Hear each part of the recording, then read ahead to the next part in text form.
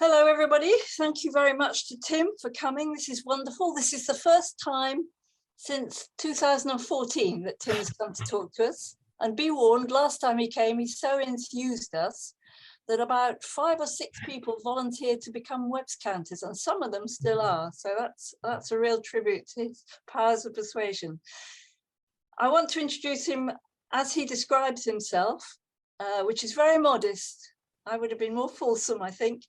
He says Tim has worked for the British Trust for Ornithology, the Wildlife and Wetlands Trust, and the Secretariat of the Ramsar Convention on Wetlands. For the last 20 years, he has been an independent consultant, working mainly internationally for a wide range of not-for-profit environmental organisations. These include the IUCN, WWF, the Convention on Migratory Species, and Rewilding Europe. Closer to home, he is part of the team of volunteer counters for the monthly Wetland Bird Survey on the estuary, and also volunteers for the National Trust and the Lundy Field Society. Brilliant. We couldn't have anybody better to talk to us. Thank you so much, Tim, and over to you. Thanks, Paula, and good morning again, everybody. It's great to see some very familiar faces, and also to meet some of you for the first time, I think, albeit virtually.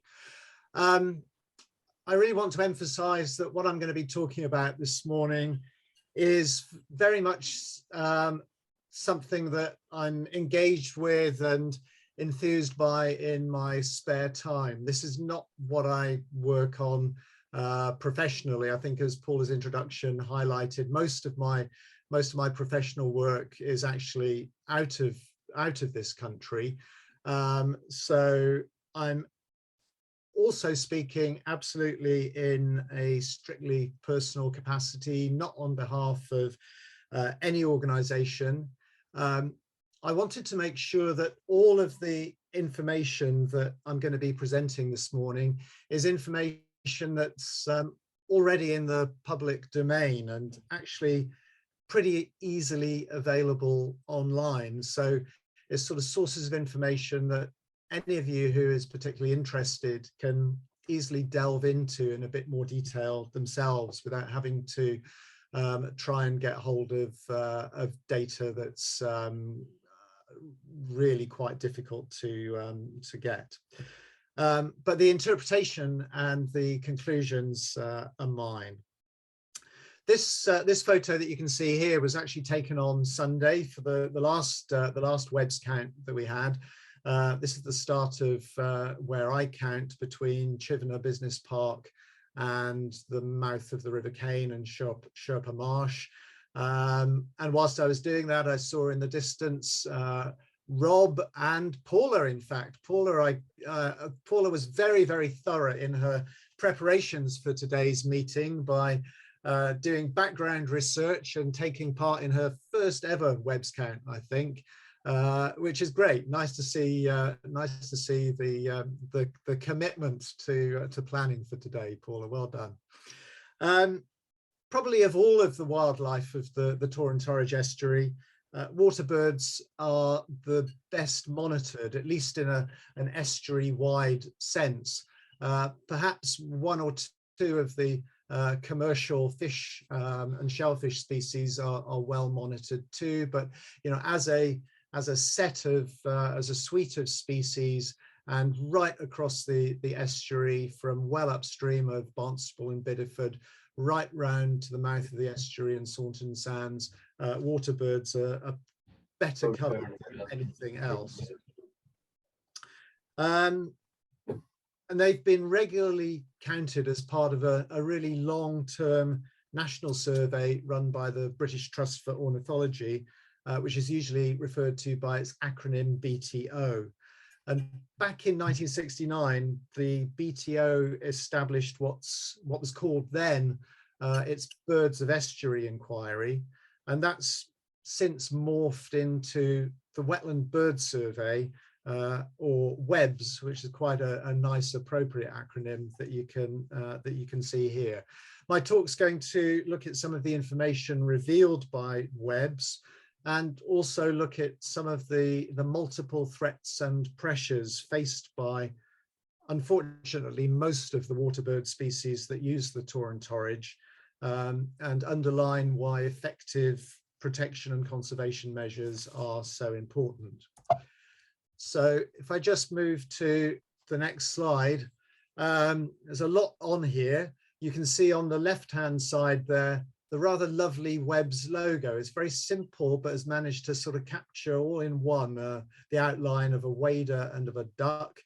And then of the organizations that run Webb's, the BTO being the leading partner, but also is very much a joint effort with the RSPB, which plays an important role in funding, and the Joint Nature Conservation Committee, which is the body responsible for advising government on international conservation in association with the Wildfowl and Wetlands Trust, WWT. The map in the middle here shows all of the wetlands around the UK that were counted for Webb's in the winter 2019-2020. And as you can see, it's a total of nearly 3,000 different wetlands. And that goes from really tiny little wetlands to much bigger places like our own estuary. And you can see here that in Ireland, there's a counterpart program, iWebb's. You might be able to see down here, if we look at Devon, yes, the Taw Torridge is picked out here. And then these three other dots in North Devon are Slade Reservoirs near Ilfracombe, and Arlington, and mine's gone blank. You know, the reservoir near Arlington, Whistland Pound. Here on the right-hand side of the screen, you can see the cover of the latest annual report of Webb's, with a beautiful painting of a diving scorp on the front of it. These reports are produced annually and are available as PDFs from the BTO website. And there's also lots more information that's downloadable about Webb's from the BTO website. And here is the address. I really recommend making a note of it or going back when you have the recording of this presentation to have an explore of just all of the information about Webb's that is available from the BTO. It's quite mind-blowing and fascinating as well. So how does Webb's work? All of the field work and local coordination is done by volunteers. This is Tim Davis. In October, Tim does the sector on the estuary between Chivenor Business Park, and here we are on the seawall near the Cane Mouth on a beautiful morning this October. As you can see from the water, it was absolutely flat calm. The Taw Torridge Webb's coverage is coordinated locally on the estuary by Chris D. That was a job that Tim here did until quite recently. And for the whole of Devon, it's coordinated by Peter Ray. And I'd like to really thank both Chris and Pete for everything they do. There's a whole team of people working on the Taw Torridge.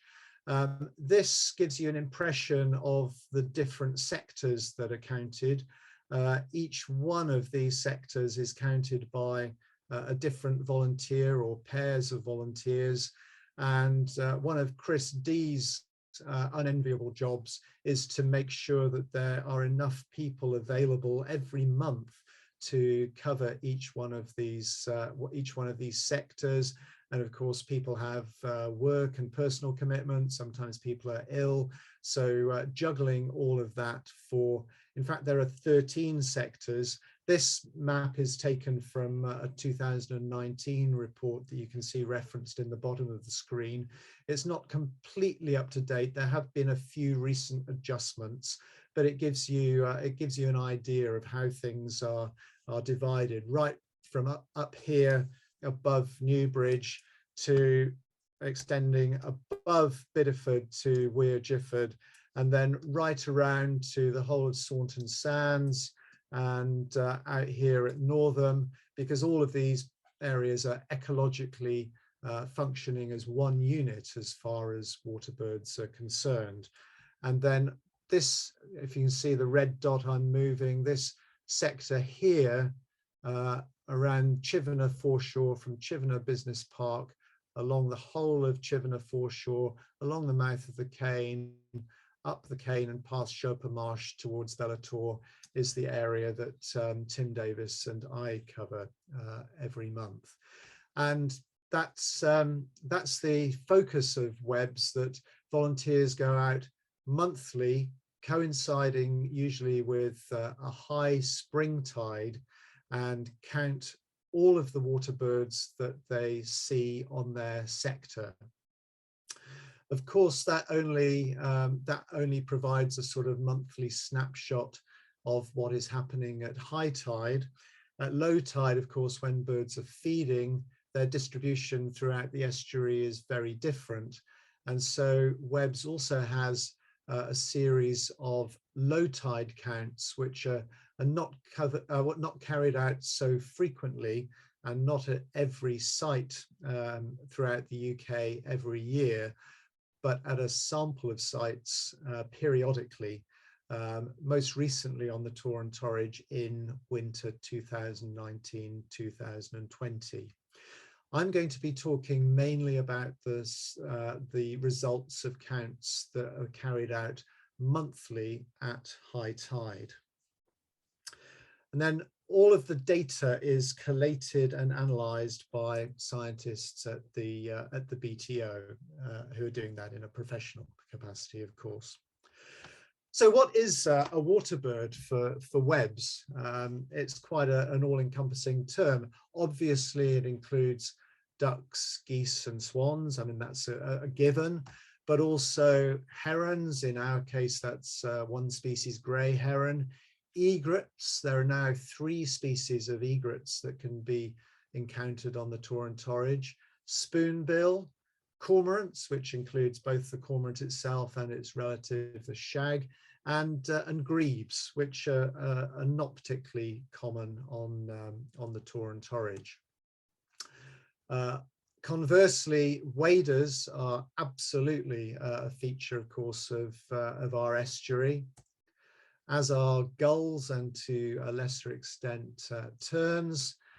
And WEBS also covers a few other species that are ecologically dependent on watercourses and wetlands, such as kingfisher or dipper or grey wagtail. So it covers the whole sort of basket of things that you could consider water birds.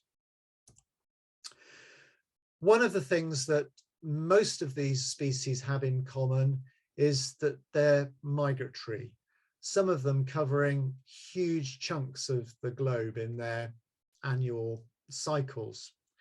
And the Taw Torridge is a small cog in this huge thing called the East Atlantic Flyway, which is the sort of migratory superhighway that birds breeding in the Arctic and subarctic use to migrate to wintering grounds in Britain, Europe, and right along the coast of Africa, all the way down to the far south of Africa.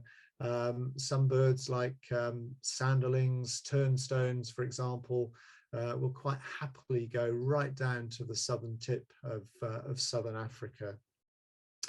And the orange arrows on the right-hand side just sort of emphasize that. It's quite incredible to think that birds breeding, for example, in Arctic Canada are then migrating often via Greenland and Iceland and the British Isles right the way down into Africa. So what's happening with places far separated from the Arctic to the southern hemisphere, can have impacts on the birds that we're seeing on the Taw and Torridge. Conversely, we have an international responsibility to do whatever we can locally to ease the pressures on these amazing species. And as we'll see later on, those pressures are only growing. This is a map of black-headed gull ringing recoveries that have, or ringing movements that have involved movements to or from the UK. I think most of us probably think of gulls as sort of common or garden things in the winter we see in our local park or on the estuary or even in our gardens, and think they're probably not very remarkable, and that they're probably here one way or the other most of the year. As you can see, for black-headed gulls, nothing could be further from the truth. The green dots are where black-headed gulls that have been in Britain at some point have been found or seen during the summer months. So that gives a really good impression of where the black-headed gulls that occur here in migration times, and particularly during the winter, where they're breeding. So you can see especially around the southern North Sea, all around the Baltic, into Central Europe, and even up into Iceland. And if you've got your screen arranged so that you can see the far right-hand side of my map, you might even be able to see a green dot somewhere in far East Asia. I'm not sure what the explanation or the story is behind that, but quite remarkable. Incidentally, for several of the maps that I'm going to show, you'll see dots in the middle of the sea, and I think these are probably where ringed or marked black-headed gulls have been found on ships or on oil rigs. They've clearly been found at sea.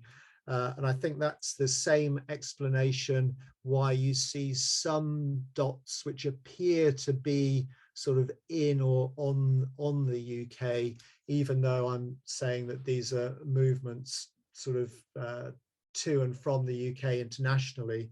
I think if we looked into the detail of those apparent UK dots, we'd actually find they were probably on ships offshore, which is why they've come out on these maps. So let's go and have a look at another species, oystercatcher, absolutely a bread and butter species for the Taw and Torridge. And look how far afield oystercatchers go. I think we can probably safely assume that a lot of the oystercatchers wintering on the Taw and Torridge come from breeding areas in Iceland and along the Norwegian coast. And you can see that in winter, the blue dots, and in autumn, the orange dots. There's migration along the western coast of France and Spain, and some even go as far as North Africa. Redshank, not quite so far flung, but look at that great big cluster of green dots showing breeding areas in Iceland. And also some green dots from Scandinavia and right along the coast of the Low Countries and Germany. And you might be able to see this particular redshank photograph here, photographed by Jan on Fremington Pill. That was actually a photograph taken, I believe, in November last year, on the 8th of November 2020. And this particular individual redshank had been ringed in Norway by the Revtangen Ornithological Station in September 2017. And up until the time Jan saw it in November last year, it had been seen, I think, 6 times on the Taw and Torridge. Which shows real faithfulness to coming to us for the winter. I think this dot here, this orange dot just here in southern Norway, is where the bird was ringed. It was there again on Sunday, Tim. Good to hear. And I think what this map doesn't tell us is perhaps where this redshank had been breeding, because if you look, this orange dot means it was ringed in Norway during autumn migration, and in fact redshanks breed right up through Norway, in southern Sweden, in Finland, and then across a large part of Western Russia. So it's entirely possible that this particular redshank, en route to its wintering grounds in Fremington Pill and more widely on the Taw Torridge, we can expect, could have come from ever so far east, or it could have come from a bit further north in Norway. We don't know, but it really exemplifies just how far some of our familiar birds come. Even further afield for bar-tailed godwits here. We don't have a great number of these wintering on the Taw Torridge, but they're regular, for example, in the roosts at Yelland. And as you can see, breeding areas right up in the far north, on the edge of the tundra in Russia and in Siberia, and then migrating all the way through Western Europe, down through France, Spain, to wintering grounds in West Africa. Look at this right down here. So one of the really big, long, super long distance globe-trotting travelers that occurs on our estuary. Similar story for grey plover, which is probably more familiar to those of us that are out on the estuary regularly.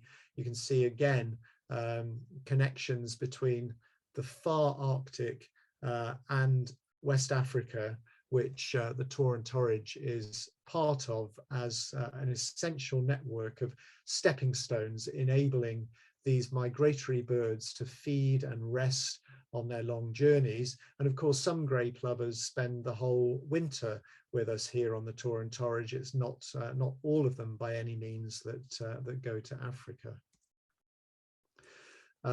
Dunlin, another familiar bird from the Taw Torridge. Look how widespread the green dots showing breeding areas are, right from eastern Greenland through Iceland, Scandinavia. I should say some of these green dots here, these down in southwest Europe, these are not going to be breeding areas.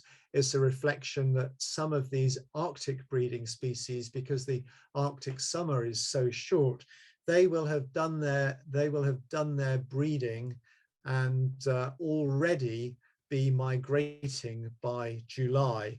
And you can see at the bottom of these maps, the definition of summer here is May to July, and it can be expected that that already is in July, dunlins will be starting their migration, and they're also very, very late in returning to the Arctic. Obviously, if you're going to be breeding right up here somewhere in Greenland, it's no good arriving there in, let's say, March, when you might be able to start breeding in the UK.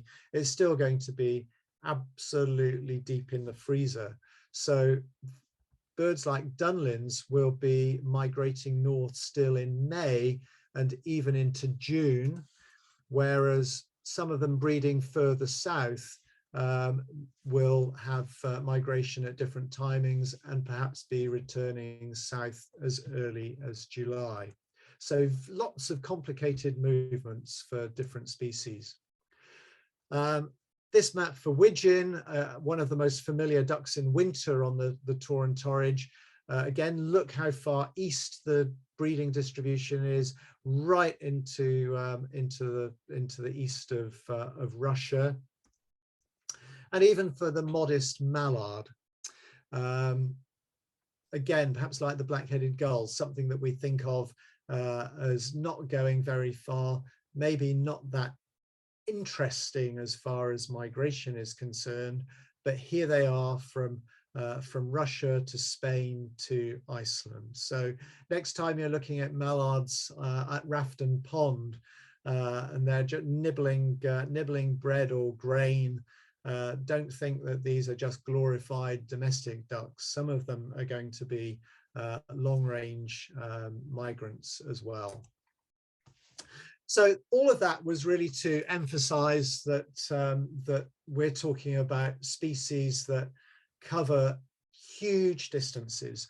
And I think it's quite useful to look at the Taw Torridge Estuary from the perspective of a migratory bird. I mean, here, for example, it's very clear to see that the Taw Torridge is the only place between the only intertidal area of any size between the sort of western extremity of Bridgewater Bay at Porlock Marsh.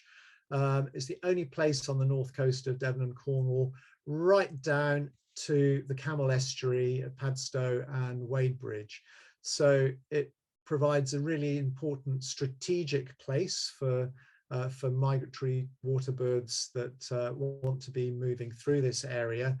And indeed, the inland part of Devon is not overly blessed with wetlands and wet places, and so you can imagine a lot of water birds, for example, are going to be moving right across the county from perhaps the Exe estuary, which is the most important estuary we have in Devon, to the Taw Torridge, which is numerically the second most important estuary in the whole of Devon. We're also strategically placed for the Bury Inlet in connections to the Bury Inlet in South Wales, which is another major estuary for wintering water birds. And of course, there are bound to be connections ecologically with what's happening further up the Bristol Channel. I mentioned Bridgewater Bay, but the whole of the upper Severn estuary too.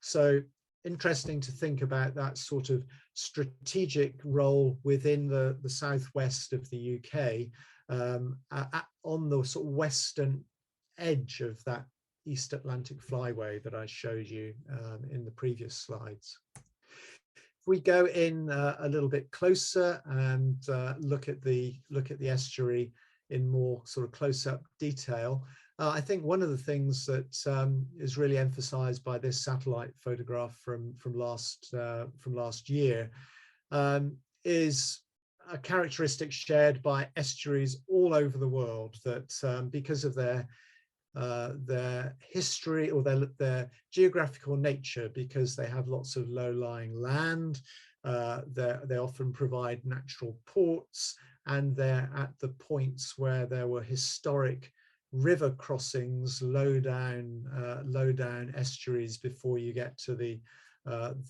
wide, difficult to cross estuaries. Estuaries have been sort of focuses for human activity and development pretty much since human habitation began, and we see that very much in this photograph with Barnstaple and Bideford and Northam and Westward Ho, of course the road network, and we see the base at Chivenor, and all of the human development that has occurred around the Taw Torridge, which is occurring at a pace now probably greater than ever before, and we'll be coming back to that. And all of that, of course, places pressure on migratory birds. Clearly, some of the developments in the past, like for example the establishment of Chivenor Base, and some of the reclamation, as it's so called, is perhaps more accurate to call it conversion or even destruction of intertidal habitat that's been in the past for farmland. All of that has reduced habitat availability for migratory birds using the East Atlantic flyway.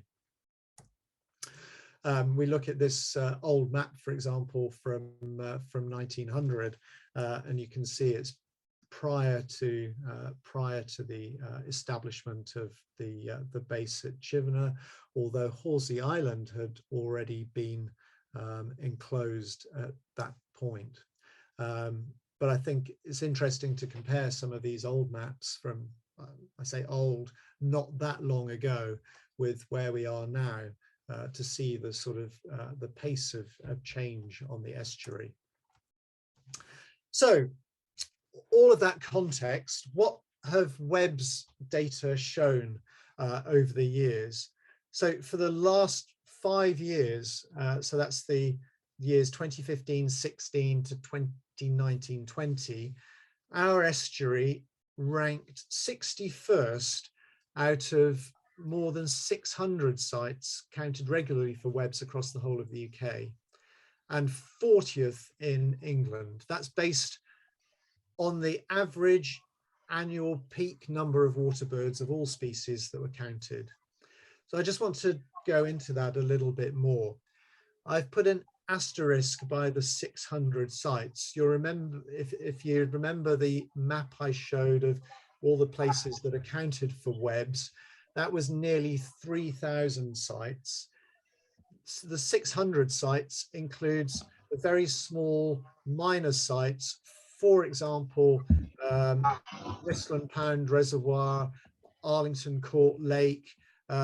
These are just very, very small. They make a contribution to being able to estimate bird populations overall, but they're not sort of considered especially important sites. So we've got the Taw Torridge.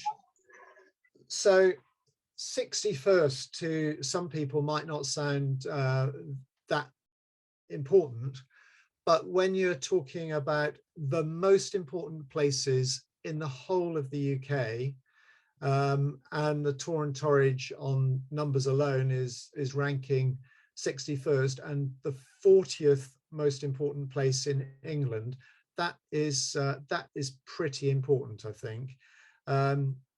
Just whilst I'm here, those birds in the photo are grey plovers. The larger ones, the very small ones, are dunlin, and then just hiding here in the bottom left here is a sort of medium-sized bird, which I think is a knot.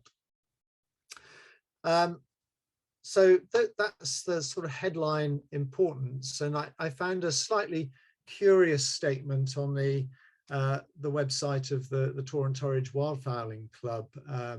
I've been doing some sort of quite extensive digging and online research preparing for this talk, and I found this statement that the marsh is not a major overwintering place and rates at about 77th in the top 100 in England. You might know that the Taw Torridge Wildfowling Club, what they call the marsh, is pretty much all of the intertidal areas of the Taw Torridge Estuary. So I think the previous slide showing that it's actually the 40th most important estuary in England in terms of numbers alone really shows that it is an important place, and so I would sort of disagree with that first statement, and I think the ranking also needs to be updated. It's very important, I think, to always keep these kinds of statements and information up to date on a regular basis. So which are the most important species in terms of abundance on the Taw Torridge? This is what the Webb's data shows, and it's the average peak counts for the last 5 years that are available.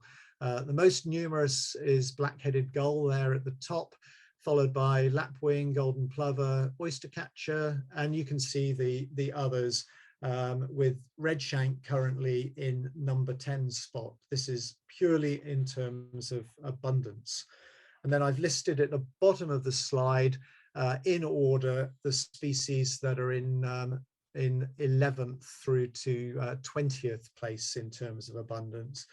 You'll see that sanderling and Mediterranean gull are bold-faced with an asterisk here, and actually in the last 5 years those two species reached or exceeded the threshold that's been defined for assigning national importance. So the Taw Torridge has been nationally important in recent years for sandalling. That's primarily because of the importance of Saunton sands for that species, and well done to Rob for all the supplementary counts that he carries out on Saunton sands, in addition to his regular Webb's counts. And Mediterranean gull also reached the threshold for national importance. Mediterranean gull is a species that's increasing very, very rapidly in the UK at the moment, and it's likely that the threshold for importance for that species will be revised upwards in the near future, and it may be that the Taw Torridge no longer qualifies. These arrows represent what is happening to these species on a national UK basis. They show the 25-year UK Webb's trend. So obviously a red downward arrow is a decline, a green upward arrow is an increase. The fat arrows are a change of 20% or more in the UK population. And the thinner arrows are changes of 10% or less. So you can see that the majority of our most common or our most numerous water birds on the Taw Torridge are undergoing significant declines at UK level. Even herring gull here, which showed a modest increase over the last 25 years, if you look at the last 10 years alone, in the last 10 years, that trend has been reversed, and even herring gull is now declining nationally, leaving only Canada goose as the top 10 Taw Torridge species. The only one that is increasing nationally is Canada goose. So that's quite a sobering graphic, I think. If we compare, this is the same top 10 list as you saw in the previous slide, exactly the same list.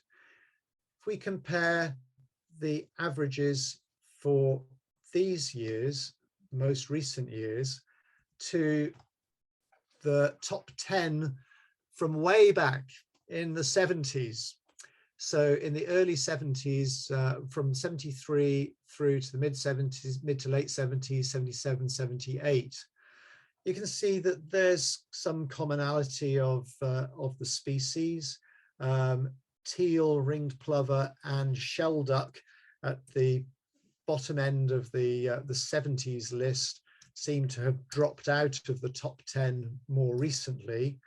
I should say that one difference is that back in the 1970s, gulls were not counted on a regular basis for Webb's. They are now, so that's one reason for a difference in the species composition of the lists. I guess black-headed gull, right at the top of the top 10 now, probably still would have featured somewhere in the top 10 in the 70s if gulls were counted at that time. I think the more dramatic thing that you can see in this comparison is looking at the actual numbers involved. So the average peak number for lapwing, for example, in the last 5 years has been just over 3,000, whereas back in the 70s, it was over 9,000. You can see some corresponding declines, maybe not quite so dramatic, for many of the other species that are on both lists. This just reinforces what's happening with Canada geese nationally. This is the national population trend for Canada goose as shown by Webb's, because remember, everything that we do as Webb's volunteers locally, it's really important for our estuary, but it also feeds in to being able to calculate these national trends, which in turn contribute to being able to joining together with other countries who have Webb's counterparts to be able to calculate international trends and see what's happening across these species migratory ranges. Spoonbill, another species that has increased very rapidly in the UK in recent years, especially since the beginning of the 2000s. This particular spoonbill shown in the picture here is FJ9, which some of you may remember was a colouring spoonbill that was seen for several years running on the Taw Torridge in winter, and had actually been ringed as a nestling in one of the breeding colonies in Doñana in southern Spain. And little egret too has increased dramatically in recent decades. When I was a young bird watcher in the 70s and early 80s, this was an almost unknown species. It was a great rarity that people would travel to see. We can now expect to see them pretty much every time we go out on the Taw Torridge, and they're actually probably commoner on the estuary, or you're more likely to see a little egret now than you are a grey heron. Interestingly, there's sort of some evidence more recently of a sort of stabilization and even a gentle decline, which perhaps suggests that the sort of massive, rapid colonization of the UK from southern Europe is sort of starting to tail off a little bit now. Mediterranean gull, I mentioned earlier. This is another species that has just shot up, especially in the last 5 years, as it has become established more and more as a UK breeding bird. We tend to see biggest numbers of this species on the Taw Torridge in late summer. Some of these will have come from British breeding colonies, but others, as this map shows, the same sort of map as I was showing previously, showing that Mediterranean gulls may be coming here in late summer from places as far afield as Central Europe, and colourings that have been read in the field on the Taw Torridge shows that's exactly the case. But another species that has increased. But the number of species that has increased is greatly outweighed by the number, unfortunately, that are declining. We look at this slide concerning dunlin, which is listed as a UK bird of conservation concern. It's on the amber list. There's a sort of widely accepted conservation status listing, which is kind of based on traffic lights going from green, which is the least concern, through to red, which is the highest concern. Nationally, dunlin is a species of amber concern, but if we compare on the Taw Torridge, the average peak for 10 years between the early 70s and the early 80s, and then the most recent 10 years, the difference in the average peak count is a staggering 68% down. I don't think it's quite as simple as to say that there's been a sort of linear, straight 68% decline of dunlins on the Taw Torridge. I haven't looked in detail at what's happened in the intervening periods, but it's just making that sort of headline comparison between the average peaks that we were getting nearly 50 years ago to what's happening in the most recent decade, a really concerning decline. Similarly for curlew, which I'm sure many of you will have seen all of the publicity around curlews recently.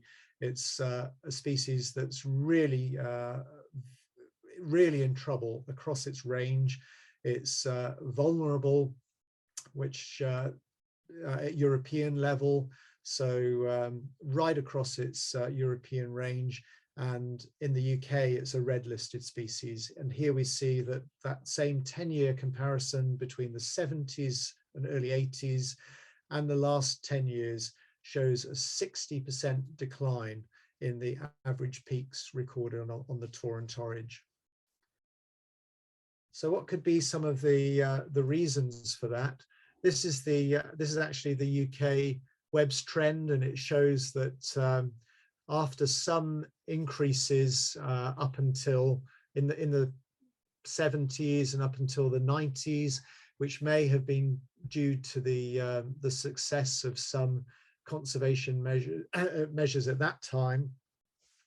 Since the mid-90s, and certainly since the turn of this century, there's just been a steady and inexorable decline in the Webb's index.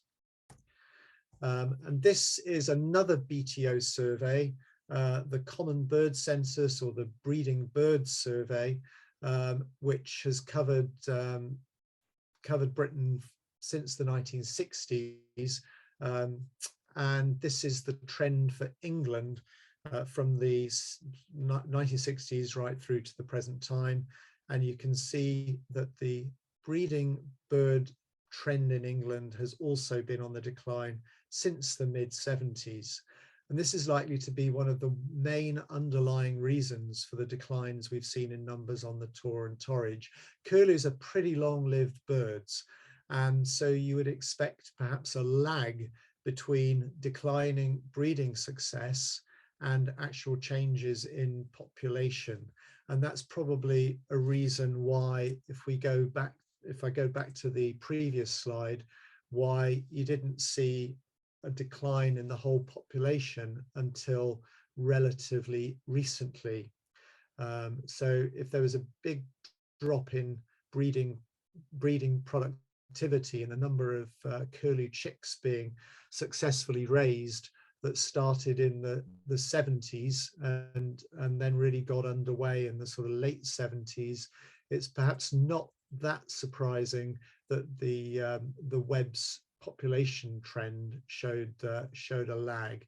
And these kinds of declines that we see in England have happened elsewhere in the curlew's range. Lapwing, very much the same story. UK red listed species, its European conservation status is vulnerable, and peak numbers on the Taw and Torridge show a 60% decline between the 70s, 80s, and most recently. I think one of the most beautiful birds that we get on the estuary, and you see in Roy Churchill's beautiful portrait here of a lapwing standing in the sun with its beautiful crest and the iridescence of the plumage caught in the sun, and that beautiful sort of rusty area on the vent under the tail. It would just be tragic to think that, if this decline continues at this rate, it's foreseeable that lapwings become quite a scarcity on the estuary in the not too distant future.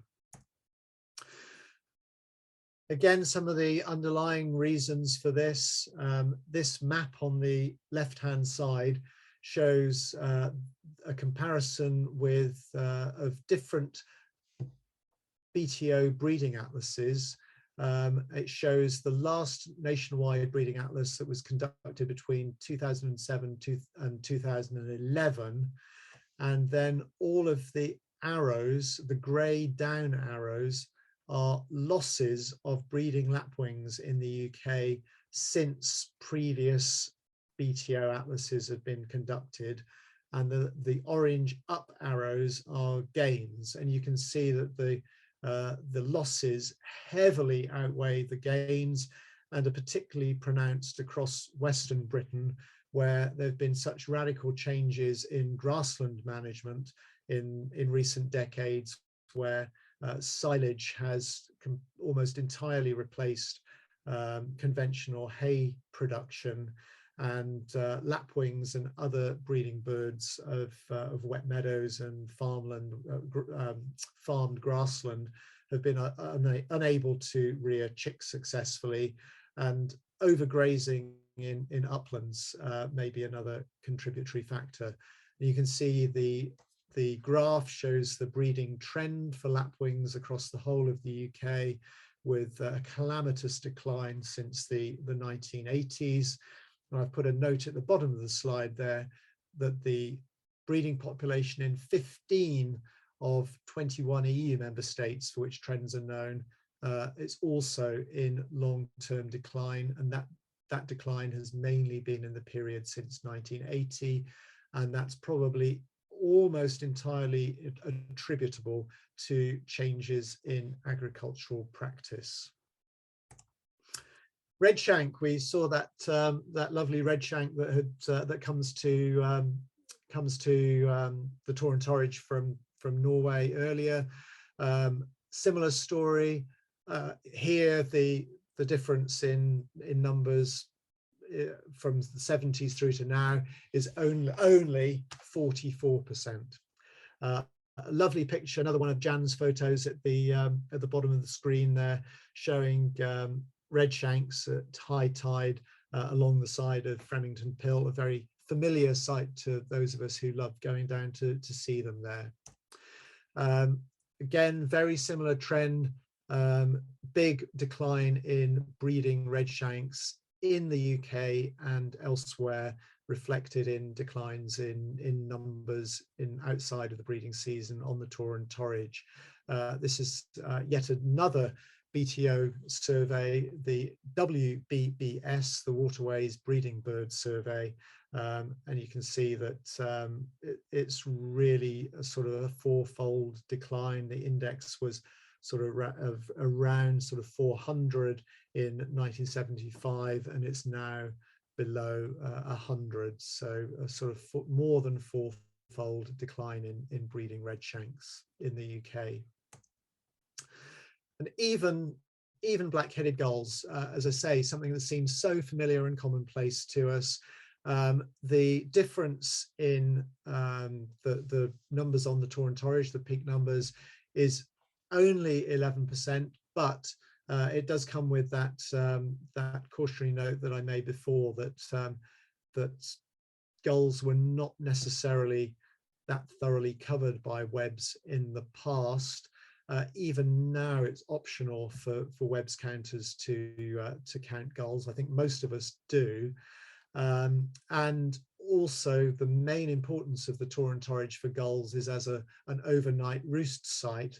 And even though those of us who go out and do our webs counts at first light when there's a very early tide, many gulls, as you'll see, stream away from the Taw Torridge to go out to feed when it's pretty much still dark or in the gloaming.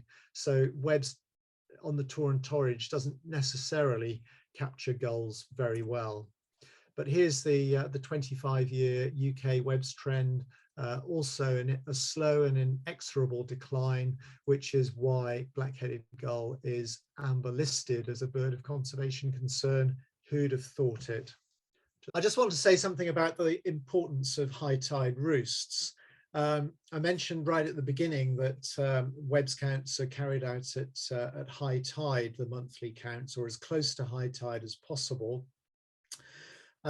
This is partly because this is when birds are really concentrated, obviously as the tide rises, they're pushed into smaller and smaller areas of suitable habitat.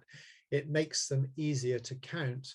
But then, of course, at high tide itself, especially when it's a spring tide and the water level is at its highest, those birds are unable to feed, so they have to go and rest somewhere and conserve as much energy as possible, so they're not wasting energy flying around at a time when they can't feed. That is when the places that they can roost safely are so important. This photograph of golden plovers taken by Rob on Horsey Island is actually during a rising tide, and the posting that Rob did with this photo on the Devon Birds website said that soon after he took this photograph, the rising tide pushed these golden plovers elsewhere. And this is a map again taken from Richard Berridge's 2019 disturbance report. Shows in red the locations of the principal high tide roosts around the estuary.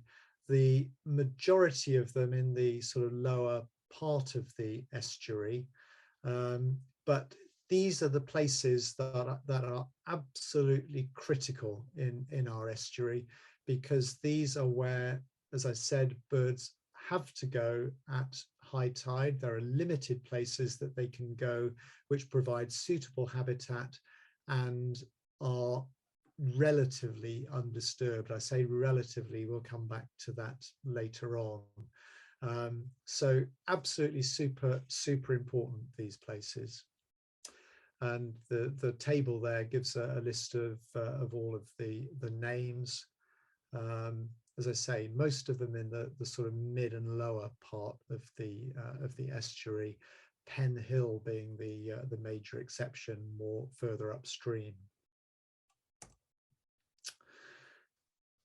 And I want to think about that in relation to some of the key threats and pressures on web species using the Taw Torridge. We've seen in all of the slides that I've presented so far that many waterbird species are in trouble on the Taw Torridge. And I'll walk you through this table. I've tried to make it as straightforward as possible. So on the left-hand side here, in this column are some of the key factors that are threatening or putting our waterbirds under pressure. So there's actual destruction and degradation of breeding habitat. As I mentioned, the loss of wet grassland due to changes in agricultural practice. There's the destruction and degradation of wetlands that those birds use during their migrations and on their wintering grounds, such as the conversion, reclamation of mudflats, the sort of canalization of watercourses, draining and infilling of small wetlands, and damming of rivers. There are all the impacts of climate change. Some of the impacts of climate change that are affecting waterbirds include so-called short stopping, which is the term that's been coined to describe where the milder winters that we're experiencing mean that some species from the north and east, some of those waders and ducks, for example, that I showed on my earlier maps, are not coming so far south and west. They don't need to, because it's milder on the continent as well than it used to be. So they're stopping short of where they used to go. If we look at the example of Buick swan, the average Buick swan is now, a recent study showed the average Buick swan is now migrating 350 kilometers less towards the west than it used to a few years ago. Why could that be a problem? Well, where the other places are that birds are stopping short of the UK, maybe they're not so well protected, maybe there are greater hunting pressures in some of those places. It's not necessarily a change that has no negative conservation impact for those species. One of the other climate change impacts is the expansion north of some southern species, like we've seen with little egret and spoonbill. That could be seen as a benefit of climate change, perhaps. But then more seriously is coastal squeeze, the loss of intertidal habitat due to rising sea levels, about which I'll talk a little more shortly. And then finally, there's disturbance. And that's especially significant at high tide roosts, as I mentioned, because those birds rely on being in those roosts safely and undisturbed. If they're disturbed by people and are forced to fly around, they're using energy. Perhaps in the winter, in cold weather, they can't feed, they can't easily replace that energy until the tide drops and they can feed again. And repeated disturbance can have very serious impacts. All sorts of different kinds of disturbance. And although shooting is also on the Taw Torridge anyway, very much a recreational activity, people aren't doing it for subsistence or to survive, it's a kind of disturbance that perhaps is in a slightly different category to some of the other things I've listed here. On the right-hand column, I've given some examples of the species affected by each of these kinds of pressures. And then in the middle, I've tried to sort of rank where across the whole range of these different birds these factors apply. And we could discuss and debate and even argue about the rankings I've put here, or the ratings I've put here. But I think the general message is that here locally on the Taw Torridge, actual destruction and degradation of breeding habitat or destruction and degradation of habitat, it's mainly historical, not much happening now, direct loss of waterbird habitat.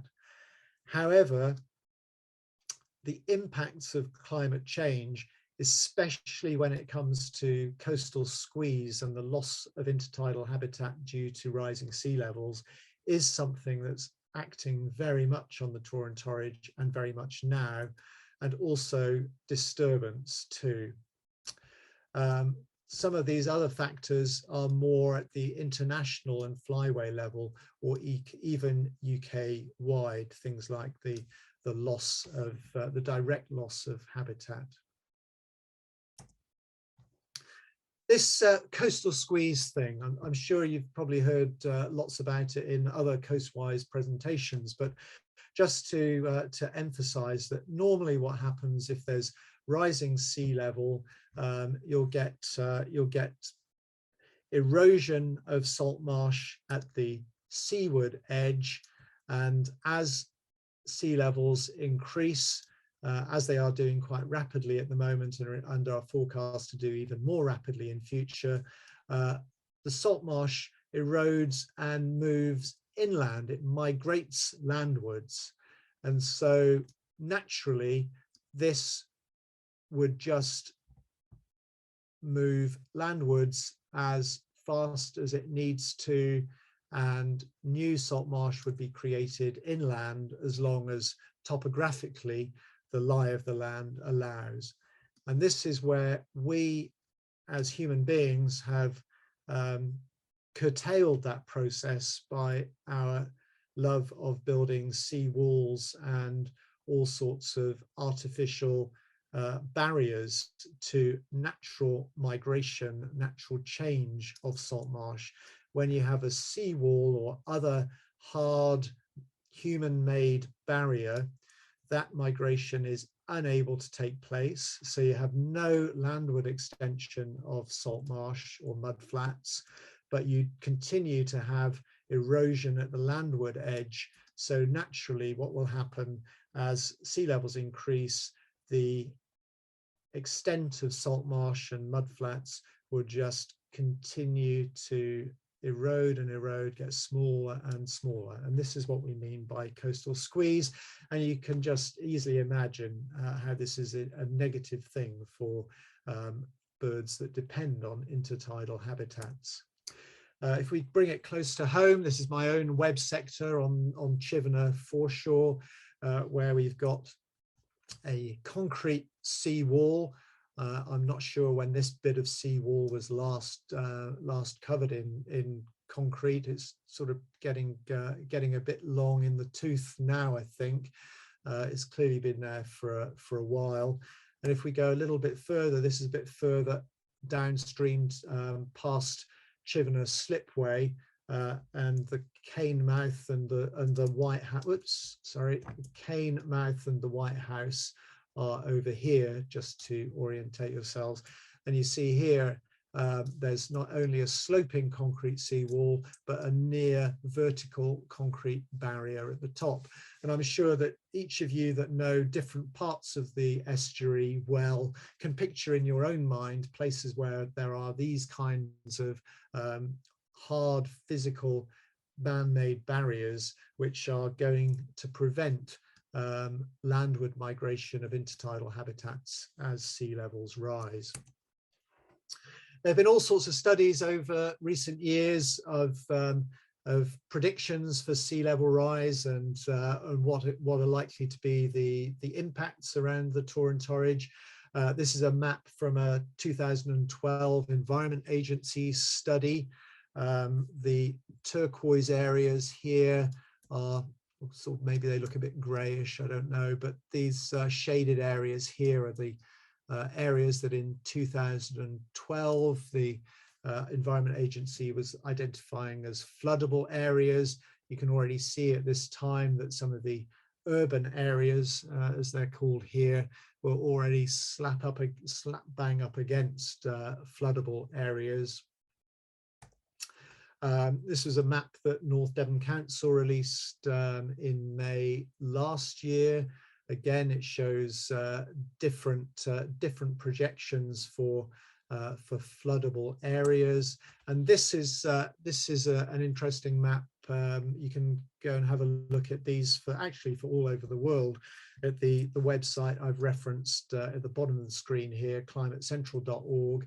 And this is land that's projected to be below annual flood level by 2050, and that's based on the latest consensus IPCC data. So this is the best consensus scientific information available. This is land that's expected to be below annual flood level by 2050, so just around the corner. This doesn't take account of existing sea walls and flood barriers. This just shows you the land that is going to be below tidal flooding level. Of course, much of it is currently protected from flooding by sea walls and banks, but of course those aren't necessarily all high enough to protect against flooding in the future. That same 2012 Environment Agency report that I showed you the cover of identified places where there could be potential for recreating intertidal habitat by strategically taking away some of the hard barriers and seawalls that we've created and allowing intertidal habitat to reform. You can see here, these are the areas that are in brown. Interestingly, back in 2012, Horsey Island was then identified as a potential habitat creation site. Of course, nature has since had different ideas and has used sort of physical weakness in the sea wall to undertake its own restoration project. And so Horsey Island is now no longer a potential habitat creation site. It has effectively been restored, but there are other places around the estuary where we do have lots of potential for creating some sort of mitigation for the loss of intertidal habitat that's going to happen elsewhere. I want to emphasize that the map in this report, it was just showing places where there are a potential, and of course everything would be dependent on in-depth studies, negotiations with landowners and all the rest of it. This is not saying this is places where any habitat recreation is going to happen. It's all a little bit theoretical, which is why it's so good to have seen very recently on the Biosphere website a vacancy in relation to this so-called CRITTER project, the Coordinated Response for Intertidal Taw Torridge Estuary Restoration. What a mouthful. I'll leave you to read it, but it is essentially going to actually take forward some of the ideas I've just been talking about, some of the things that might have been identified in that Environment Agency report and other studies to look more in depth. A group of organisations led by the North Devon Biosphere, together with Natural England, University of Plymouth, the Marine Laboratory and Swansea University.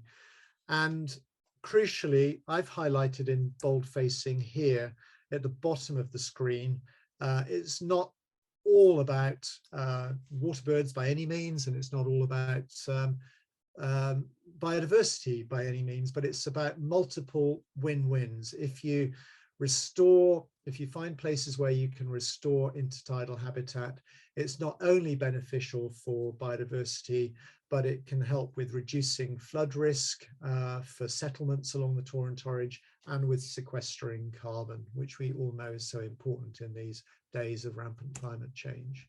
I want to talk a little bit about disturbance, recreational disturbance. This is a report that you can download from the web if you aren't familiar with it already. It's a study carried out in 2019. These photos on the right-hand side exemplify some of the disturbance issues we face. In the top photo, you see all the oyster catchers at high tide roost at Crow Point at first light, or even just before first proper light. And then, as Richard Berridge, the author of this report, has highlighted, at dawn, the first dog walkers come out and the whole roost of 1,000 or more oyster catchers is flushed, and they're having to use unnecessary energy.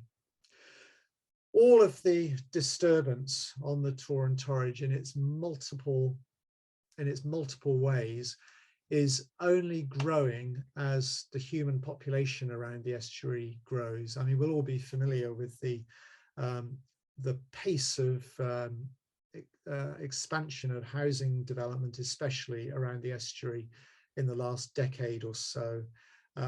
Here in the bottom right, we have the Taw Torridge development with the RSPB Eiley Marsh Reserve and one of the key high tide roosts on the estuary just in the background there. This in the top right is the Chivener Cross housing development, which I believe has recently been given the go-ahead. And then many of you will be all too familiar with the Yelland Power Station site development proposal, which is currently under appeal. And these just exemplify some individual developments. You'll be familiar with many others around the estuary. And unfortunately, of course, it's the cumulative impact as well as the direct individual impacts of all of these developments that are so important to take into account. This is some promotional material for Taw Torridge that I came across, and you can read here in the first paragraph that it's really selling it on its access to the estuary and the Tarka Trail, and the number of people and the number of recreational activities which can cause disturbance, and disturbance of these key high tide roosts is only increasing and increasing quite rapidly. And just to remind you of the map of the high tide roosts, here is where the number 14 here, that's just about where the Yelland Power Station development is proposed for, of course, and it's slap bang between these two important high tide roosts, the Yelland high tide roost and the Eiley Marsh high tide roost. And many of the developments that are in the pipeline or proposed are going to be bringing increased disturbance one way or another to these critical high tide roosting areas. So something of great concern.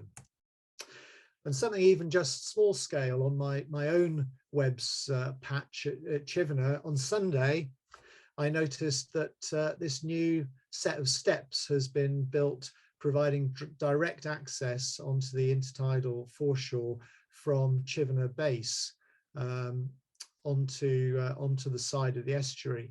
When I first started covering this stretch for webs over 10 years ago, I hardly ever used to see another person on my web sector.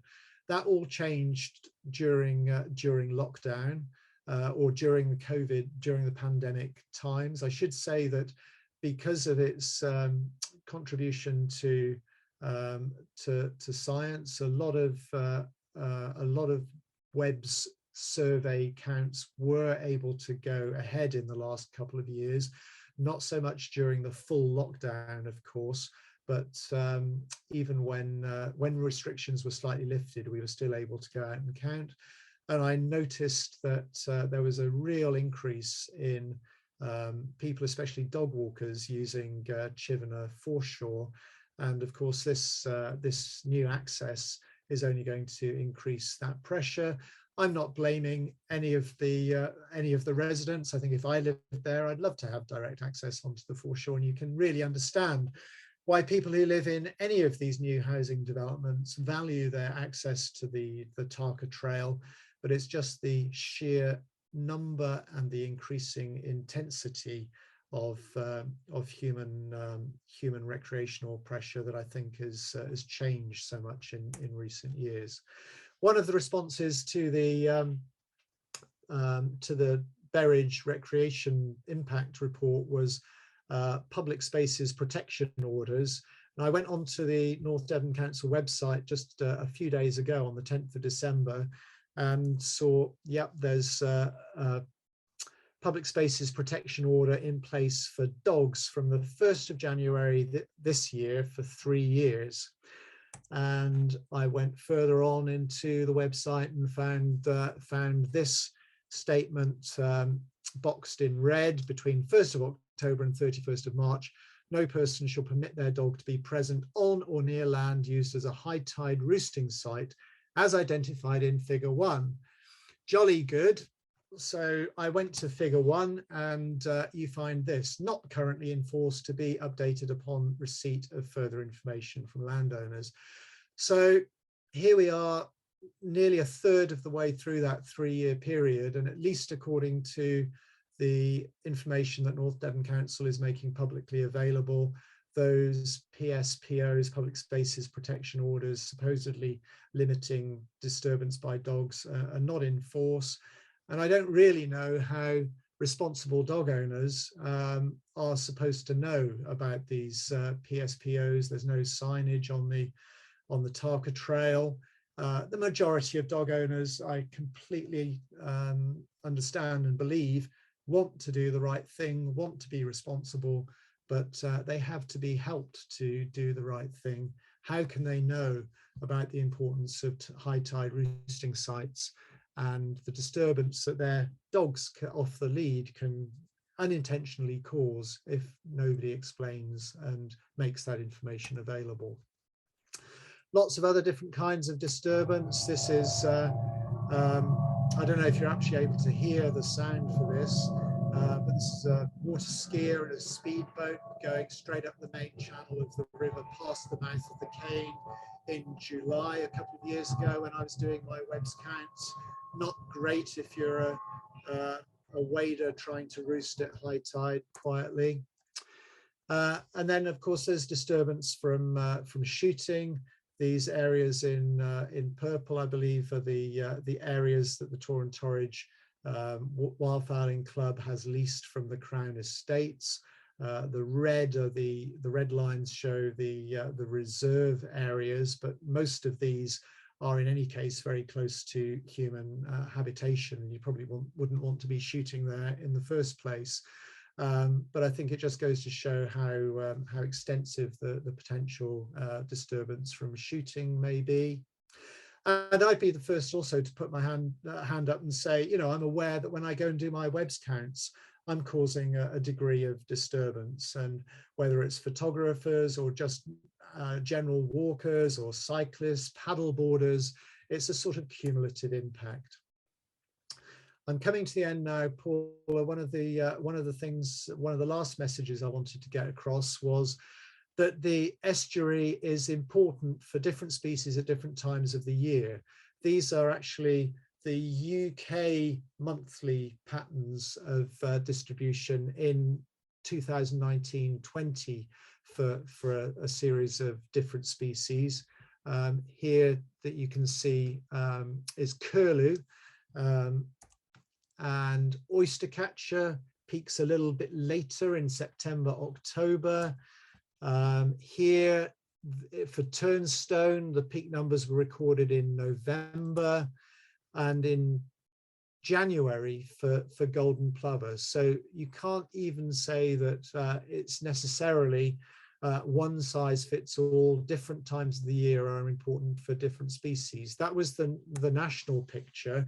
If we look for the Taw and Torridge, these are from the last year that information is available, 2019, 2020, right through from July to March. Almost every month was most important for one species or another. The highest counts of one species or another were recorded in one month of the year or another, right through from July. So January had by far the most, but I think there can be a tendency that we think of the estuary being most important in winter, but that's not necessarily the case. And that's another reason why it's important to think of conservation measures and protection needs to extend across much of the year. So finally, just to recap some of the points that I've been making, water birds are the best monitored of all the components of biodiversity on the estuary with data covering 50 years or more. There are now monthly counts throughout the year, and there are additional low tide webs counts, which I haven't really talked about at all in this presentation, but those show the main feeding areas for birds on the estuary, and those are really worth looking at as well. The webs makes this really important contribution to our local, national and international knowledge, and that the webs trends that can be calculated from all this fantastic volunteer input, the webs trends nationally and locally really serve to highlight the pressures that our migratory water birds are facing throughout their ranges. And this in turn is providing the evidence to guide and underpin conservation policy and practice. Most importantly, of course, right here on our doorstep, there are things that we could and should be doing to manage the loss of intertidal habitat due to sea level rise, and to address all the increasing disturbance from recreation. And probably my final message is that the webs data represent a huge resource that's really worthy of more exploration and application. I've just scratched the surface, and I've just used data that is in the public domain, easily available online. The BTO is open to specific data requests. You can ask them for data that applies to specific stretches of the estuary. There's a lot of potential for using webs data in ways that I don't have time to go into. I just want to briefly mention that something that is happening on the estuary is that to look at the way in which the estuary is used by birds. So, I mean, webs shows us where they are and which the most important places are, but it doesn't necessarily tell us in detail about how the estuary is used. Some waders have recently been colour ringed, especially curlews and oyster catchers were ringed on the Skern on the 7th of November, fitted with colour rings, and 16 curlews were fitted with GPS satellite tags, which will enable their detailed movements around the estuary to be tracked. And this will really help us for conservation purposes to understand how a bird that's critically endangered, like we've seen the curlew, is using the Taw and Torridge. So please do look out for colour-ringed curlews and oyster catchers in particular, and send in details of any that you see. That's it. I hope it wasn't too long, and not to be too doom and gloom. I'm not ending with a conventional sunset, but this is sunrise over Sherpa Marsh, with the thought that if we do the right thing, we still do have potential to turn around some of the some of the very worrying trends that I've discussed in this presentation. Thanks very much, and I hope you enjoyed it.